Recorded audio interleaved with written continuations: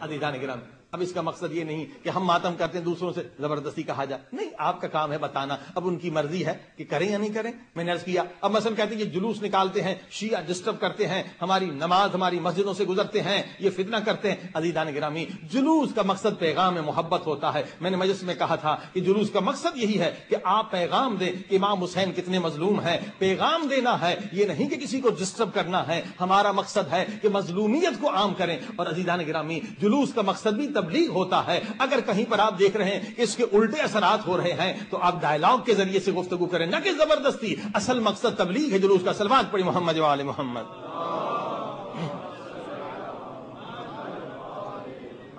اب یہ ہم پر دوسرا اعتراض ہوتا ہے، شیعہ علم بناتے ہیں، علم ان کا بت ہے، انہیں سجدہ کرتے ہیں، یہ تابوت بناتے ہیں، یہ مشرک ہیں، یہ زلجنہ بناتے ہیں، یہ اسے سجدہ کرتے ہیں، یہ مشرک ہے۔ یاد رکھیے، کوئی بھی شیعہ علم کو خدا نہیں مانتا، کوئی بھی شیعہ سجدہ نہیں کرتا علم کو۔ ممکن ہے کہ کوئی نصیری کرے، شیعہ مذہب میں حرام ہے، سجدہ صرف خدا کو ہے، یہ ہم پر تہمت ہے۔ نہ ہم علم کو سجدہ کرتے ہیں، نہ ہم زلجنہ کو سجدہ کرتے ہیں، ہم نہ تابوت کو سجدہ کرتے ہیں۔ مگر علم بنانا کوئی ناجائز کام نہیں ہے، بدعت نہیں ہے، رسول خدا نے علم دیا ہے، رسول کی سنت ہے۔ خیبر میں کہا کہ کل اسے علم دوں گا جو مرد ہوگا، محب خدا ہوگا۔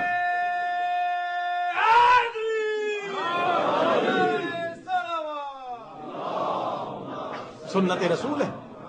رجلن کرار غیر فرار، کل اسے علم دوں گا جو کرار ہوگا، غیر فرار ہوگا۔ یہ اہل سنت کی اور شیعہ سب کتابوں میں لکھا ہے۔ جنگ خیبر جب رسول خدا نے کہا کل اسے علم دوں گا جو کرار ہوگا، غیر فرار ہوگا، محبوب خدا ہوگا، محبوب رسول خدا ہوگا، تو ہر ایک صحابی کی تمنا تھی کہ کل علم مجھے مل جائے۔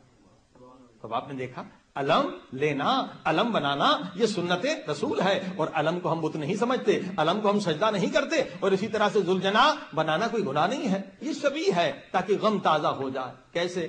وَالْبُدْنَ جَعَلْنَاهَا لَكُم مِّن شَعَائِرِ اللَّهِ، قرآن کی آیت ہے یا نہیں کہ یہ جو تم دمبا دیتے ہو قربانی کا، عید الضحیٰ کا، حج پہ جا کر جو قربانی کا دمبا دیتے ہو، یہ کیوں دمبا دیتے ہو؟ یہ اس دمبے کی یاد میں دیتے ہو جو حضرت اسماعیل کے لیے آیا۔ یہ تم نے دمبا خریدا، لیکن جب اس کی نسبت اس دمبے کی طرف ہو گئی تو یہ شاعر اللہ بن گیا، اب اس کا احترام کرو۔ تو اسی طرح سے اگر زلجنہ ہم بناتے ہیں، اگر زلجنہ کی نسبت امام حسین کی طرف چلی گئی تو اس کا احترام ہم کرتے ہیں اس نسبت کی وجہ سے۔ اسی طرح سے تابوت ہم نے بنایا، اس کی نسبت ہم نے امام حسین کی طرف دے دی، تو احترام ہم کرتے ہیں اس نسبت کی وجہ سے۔ نہ یہ بت ہے، نہ یہ ہمارا خدا ہے۔ صلوات پڑھیں محمد و آل محمد۔ عزیزان کی مگر خبردار رہیے، اگر کوئی شخص سجدہ کرتا ہے وہ شیعہ نہیں ہے، وہ نصیری ہو سکتا ہے، اور وہ نصیری کبھی شیعہ کے لباس میں آ جاتے ہیں۔ عزیزان گرامی، دنیا کو بتائیے، شیعوں کے ہاں سجدہ صرف خدا کے لیے ہے، اس کے علاوہ کسی کو سجدہ جائز نہیں ہے۔ البتہ تعظیمی سجدہ کی بات ہوتی ہے تو تعظیمی سجدہ بھی اللہ کے اذن سے ہوتا، اللہ کے حکم سے ہوتا ہے۔ فرشتوں نے اپنی مرضی سے آدم کو سجدہ نہیں کیا تھا، اللہ نے حکم دیا تو سجدہ کیا۔ صلوات پڑھیں محمد و آل محمد۔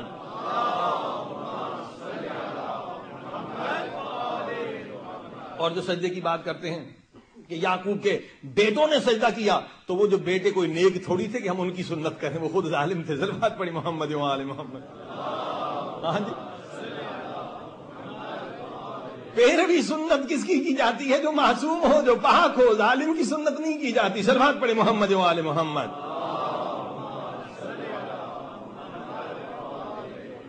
لہذا ان اشکالات، ان شبہات کا جواب دیجئے جس سے لوگوں کا برین واش ہو رہا ہے، ہمارے خلاف بھی عزیزان گرامی، کیونکہ مقصد کو نہیں سمجھا جا رہا ہے کہ مقصد کیا ہے۔ اب یہاں مقصد ہمارا کیا؟ مقصد رونا رلانا ہے۔ زلجنہ کیوں؟ تاکہ وہ سین یاد آ جائے جب امام حسین کا گھوڑا واپس آیا تھا۔ ایک دردناک واقعہ ہے۔ اب یہی زلجنہ جو ہے انڈیا میں ہوتا ہے، پاکستان میں، ایران عراق میں نہیں ہوتا ہے۔ اس کا مقصد کیا ہے؟ یاد تازہ کرنا۔ یہ نہیں کہ ہم اس کو سجدہ کریں۔ اسی طرح سے تابوت وہاں نہیں نکلتا، وہاں لوگ روزے پر جاتے، جب روزہ موجود ہو تو تابوت کی ضرورت نہیں، کیونکہ ہم روزے پہ نہیں جا سکتے، جو دور دور بیٹھے ہیں تو ہم یاد تازہ کرنے کے لیے کیا کرتے؟ تابوت بناتے ہیں۔ لہذا ہر چیز جو عمل آپ کرتے ہیں اگر مقصد کا پتہ چل جائے، فلسفے کا پتہ چل جائے اور تاریخ کا پتہ چل جائے تو کبھی کوئی ظالم، کبھی کوئی شیطان، کبھی کوئی اسلام کا دشمن آپ کو گمراہ نہیں کر سکتا۔ صلوات پڑھیں محمد و آل محمد۔